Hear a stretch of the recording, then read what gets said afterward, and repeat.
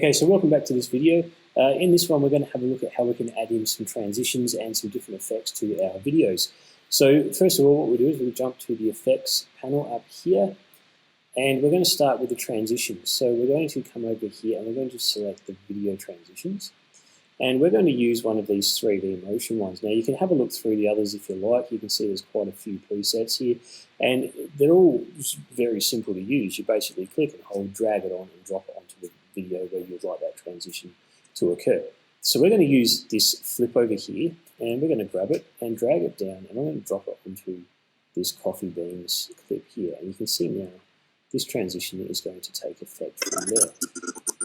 And if we play from here, hopefully we'll see that train. Okay, it didn't work, you didn't see it too well there, but it should look a bit better when we actually export the video.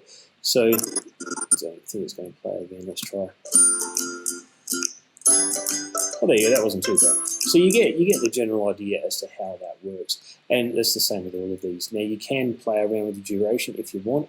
If you double click on the transition, you can set the duration. You can also drag it along here a little bit to adjust where it goes on the timeline, but we'll leave it exactly as it is, and we'll leave it as just a 1/4 of a second transition. So we'll cancel all of that. And that's how simple it is to apply transitions, and you can apply them pretty much across all of your videos as you would like. I wouldn't use lots and lots of different ones because it can get a bit annoying, but for the most part, if you pick one, sort of use that across, that's sort of how you can transition. Sometimes you won't want transitions, you just want a nice hard sort of jump from one scene to another, and that's just as fine. Okay, now applying different effects. Now you can do video effects, and you'll notice that there are also audio effects. So we can apply effects to audio and video, and the process for doing so is relatively similar. So we're going to jump into video effects, and what we're going to do is we're going to create a sort of like a sepia type look. So sort of that, it's not black and white, it's not color, it's sort of that sort of old western type, yellowy sort of orangish sort of look. So we're going to do that to our coffee beans, and we're going to go into color correction, and we're going to grab this tint filter here, and we're just going to drag it, and we're going to drop it onto our coffee beans footage. So let's do that. We'll click and hold, drag it out, and drop it onto our coffee beans footage. So that effect has now been added to our coffee beans.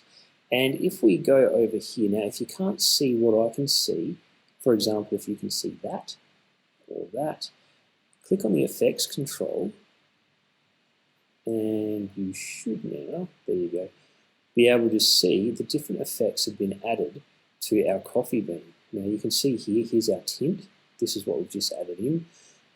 These ones here are usually there by default for any video, but our tint one is what we've just added in.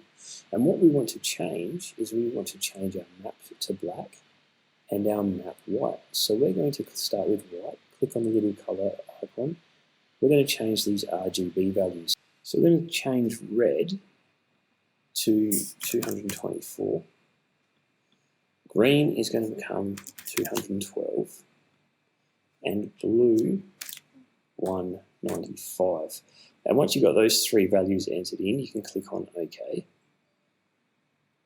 And we are also going to change our black value, and R is going to become 66, green 39, and blue 2.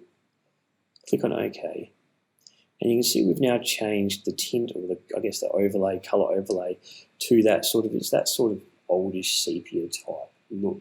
So we can now come back and we can continue to play, and we can see our transition works, and then our coffee beans with that sepia type look over top. Okay, and that's again quite simply how you can apply different video effects, and there's stacks that you can look at there, lots and lots of things that you can have a look at and play around with as you feel that you might need them.